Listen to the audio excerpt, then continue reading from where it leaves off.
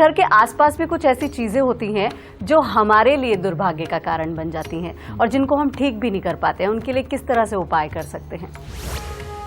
अगर किसी के शरीर पर फोड़े फिंसी बहुत जल्दी निकलते हैं, गैस एसिडिटी उनको बहुत ज़्यादा होती है, ठीक है, तो ऐसे में घर के पास में नीम का पेड़ होगा या पीपल का पेड़ होगा या घर साउथ फेसिंग होगा, ठीक है। अब ऐसी अवस्था में अगर साउथ फेसिंग घर है तो वहाँ से मंगल की एनर्जी आ रही है, उसको रोकने के लिए क्या कर सकते हैं, जो लोहे की कीलें होती हैं बड़े वाली, जो मोटी मोटी टोपी वाली होती हैं, वो अपने घर की दहलीज के ऊपर लगा दो, तो वहाँ से शनि की एनर्जी प्रोड्यूस होगी, उधर से मंगल की एनर्जी आ रही है, दोनों टकरा के वहीं की वहीं खत्म हो जाएगी, प्रॉब्लम खत्म। आपके घर के अंदर मंगल की एनर्जी नहीं आएगी तो आपके पिंपल्स निकलने बंद हो जाएंगे, पेट में गैस एसिडिटी चलना ये बंद हो जाएगा और गुस्सा आना बंद हो जाएगा। एक बात तो ये हो गई। दूसरी बात, मान लो खिड़की की तरफ है, उस तरफ से नीम का पेड़ लगा हुआ है या पीपल का पेड़ है, नीम का पेड़ लगा हुआ हो तो क्या होता है, बच्चे का गुस्सा बढ़ता है, पहले कार्यक्षमता बढ़ती है, बाद में गुस्सा बढ़ता है और बाद में शरीर के अंदर खून से संबंधित विकार भी आ सकते हैं अगर बिल्कुल पास में नीम का पेड़ हो। तो इसीलिए अब इसका तोड़ क्या, अगर मान लो वो पड़ोसी के घर में है तो नेचुरली बात आप नहीं काट सकते जी। अगर वो कॉमन सोसाइटी का है तो आप तब भी नहीं काट सकते। तो बेटा ऐसे में उस तरफ आप कोई सुंदर सा कोई जाल ऐसा लेके आए जिसमें लोहे की चीज़ें लगी हुई हो, उस खिड़की के ऊपर वो लगा दो, तो दोनों एनर्जी आपस में टकराएंगी और टकरा के खत्म हो जाएगी। कारण ये शनि और मंगल दोनों बराबर के हैं। अच्छा। और बराबर के अगर लड़ेंगे तो क्या होगा, या तो हाथ मिला करके बैठेंगे, नहीं तो दोनों धराशायी हो जाएंगे जी। तो ये भी एक तरीका है, जैसे जहर को जहर काटता है, समझ गए, लोहे को लोहा काटता है, तो ये वही वाला तरीका है। ये भी एक तरह की मेडिसिन ही है कि उधर से मंगल की एनर्जी आ रही है, इधर से शनि की एनर्जी आ रही है, दोनों को आपस में जोड़ दो, प्रॉब्लम खत्म, आप तक पहुंचेगी। अब अगर एनर्जियों की बात करें तो इसके अंदर जो सबसे बुरी एनर्जी है वो कौन सी है, वो हमारे यहाँ है, हमारे घर के पास में गंदे पानी का इकट्ठा होना, या हमारे घर के पास ही कोई बहुत बड़ा कूड़ा घर बना हुआ है, उसमें से हर तरह की कितनी तरह की गंदगी होती है जो उसके अंदर पड़ी हुई होती है और वो हमारे माहौल में आती है और वो हमारी मानसिकता, हमारी वर्किंग, हमारे रोज़मर्रा के माहौल, इन सब को प्रभावित करती है। इसीलिए गंदे पानी के पास तो भूल के नहीं कभी रहना चाहिए, और जहाँ ऐसा गंदगी का ढेर हो वहाँ नहीं रहना चाहिए बेटा। और कई लोगों का घर ही नाले के किनारे होता है, और जिन लोगों का घर ही ऐसे नाले के किनारे हो जो बिल्कुल ओपन हो और जिसकी हर वक्त स्मेल आती रहे, बेटा उनके यहाँ आप देखोगे कि जो वो जगह को छोड़ के दूर चले जाते हैं वो कामयाब हो जाते हैं, जो वहीं पे रहते हैं वो बीमार भी रहते हैं, फाइनेंशियली परेशान भी रहते हैं और आए दिन कोई ना कोई मुसीबतों में भी घिरे रहते हैं।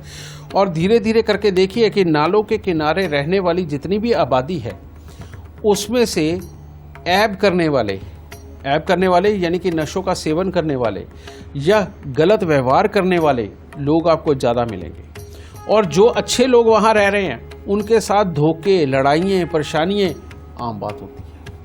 कारण ये है कि नाले की एनर्जी वो उतनी ही नथनों में जा कर के हमारे राहु को बढ़ाती हैं, और जिनकी कुंडली में राहु पॉजिटिव होता है उनकी कुंडली में ज़्यादा ये बढ़ा करके उनका दिमाग तेज़ी पे ऊपर आता है और जो लोगों को चीट करने के लिए काम आता है, समझे।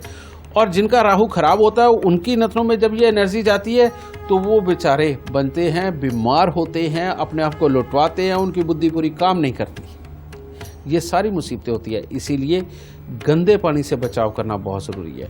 लेकिन ये गंदा पानी नालों का ही नहीं बेटा, ये अपने घर में भी हम खुद ही बना लेते हैं, घर के बाहर निकाल नहीं, खुद भी बना लेते हैं। कैसे बना लेते हैं, रात को वॉशिंग मशीन में पानी डाला, पानी डाल करके गंदे कपड़े सारे उसमें बो दिए, ठीक है, वो मैल निकलेगी, ऊपर से उसमें डिटर्जेंट डाला हुआ, उसके साथ मिलके और ज़्यादा घातक हो जाता है। अब वो आप भी सूंघते, आपके बच्चे भी सूंघते। रात को जितने गंदे बर्तन हैं वो आपने सिंक में इकट्ठे किए और उनके अंदर उल्टा और थोड़ा सा पानी डाल दिया ताकि गंदगी थोड़ी नरम हो जाएगी, सुबह साफ कर लेंगे। लेकिन बेटा इसका खामियाजा आपको भुगतना पड़ता है। अब वो जो निकलने वाली एनर्जी है वो आपको लड़ने पे मजबूर कर देगी, एक संकीर्ण मानसिकता दे देगी, एक अच्छा आइडिया कभी नहीं देगा जो आपको सक्सेस कर जाए। जिनके यहाँ ये पानी वाली बात कर रहे थे कि आसपास में पानी इकट्ठा ही हो, गंदगी का ढेर हो, इनको रजे बचाना बहुत ज़रूरी है। और इनके बचने का एक ही तरीका है कि ये लोग हल्दी का प्रयोग ज़्यादा से ज़्यादा करें। केसर का तिलक नाभि, जुबान, माथे पर हर रोज़ करें, हर रोज़। और दूध में शहद डाल करके ज़रूर पिए और अपने बच्चों को ज़रूर पिलाओ, क्योंकि शहद मंगल है जो राहु की एनर्जी को काटता है। गुरुजी, अभी आप बता रहे थे कि घर के पास अगर पीपल का पेड़ है तो वो भी दुर्भाग्य का कारण होता है, उससे हम कैसे बच सकते हैं, आपने उपाय बता दिए। लेकिन हमेशा आप ये भी कहते हैं कि पीपल का पेड़ घर में होना या वो बहुत शुभ होता है, लोग उसकी पूजा भी करते हैं, तो ये बात कुछ समझ नहीं आई। बिल्कुल ठीक है बेटा, समझिए वो जो बारूद होता है ना बेटा, बारूद किसी भी तरह का हो वो हमेशा गोदाम में अच्छा है, घर में अच्छा नहीं होता। अगर आग लग जाए तो सब कुछ ब्लास्ट कर देता है।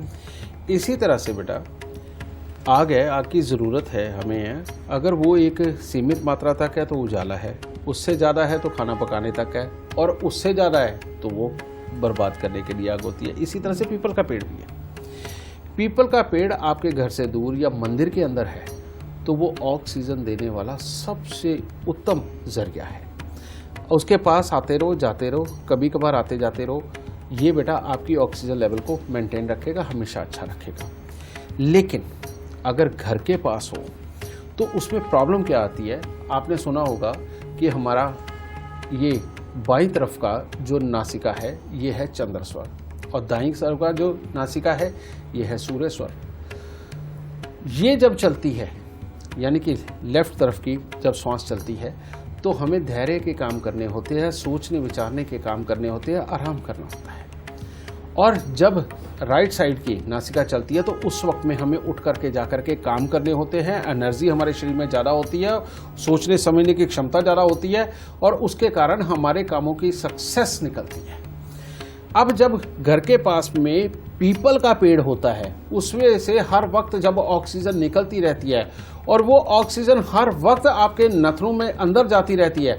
अब ठीक है, लेफ्ट साइड से अगर अंदर जाए तो ठीक है, क्योंकि ये ठंडा स्वर है। लेकिन जब आपकी राइट साइड की नासिका चल रही हो, सूर्य स्वर चल रहा हो, और तब भी ऑक्सीजन आके आपके इस तरफ अंदर जा रही हो, अब यहाँ पर ये सांस चलने से आपका शरीर तो हो रहा है गर्म, लेकिन साथ में ऑक्सीजन की इतनी ज़्यादा मात्रा जाने से उसको ठंडा कर रहा है। तो अब धीरे धीरे धीरे धीरे करके क्या होगा, बच्चों का दिमाग जाम होने लगता है, या उस घर में रहने वाले लोगों का दिमाग जाम होने लगता है। आइडियाज़ नहीं आते, एकदम जो इंस्टेंटली जो चीज़ आनी चाहिए दिमाग में वो ना आकर के आदमी का दिमाग जाम होने की वजह से धीरे धीरे करके चिड़चिड़ापन, खराबियाँ ये सारी, और सोच पाना, किसी बात का ठीक ढंग से जवाब ना दे पाना, सारी मुसीबतें आने लगती हैं। और जो कि अपने कामकाज दुनियादारी के साथ मिलनसारी, इनका ये तो खराब होती है, और फिर ठंडेपन की वजह से शरीर के अंदर जो जो बीमारियां हो सकती हैं वो भी उत्पन्न हो जाती हैं।